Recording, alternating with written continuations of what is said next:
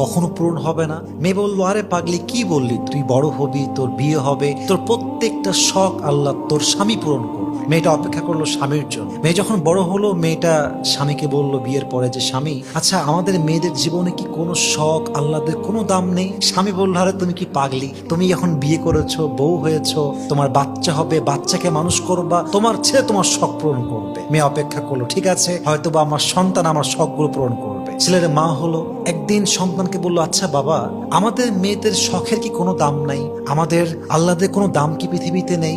সন্তান বলছে, মা তোমার কি মাথা খারাপ? তোমার বয়স হয়ে গিয়েছে, তোমার এক পা কবরে ঢুকে গিয়েছে, তুমি এখন আল্লাহ বিল্লাহ করবা, কবরের ফিকির করবা। তখন মেয়েটা বুঝতে পারলো যে আসলে পৃথিবীতে নারীদের শখ বলতে কিছু নেই। পৃথিবীটা নারীদের আল্লাহ পূরণের জায়গা নয়। নারীদের প্রথম এবং শেষ ঘর কবর ছাড়া আর কিছুই হতে পারে না। ঠিক কিনা বলেন?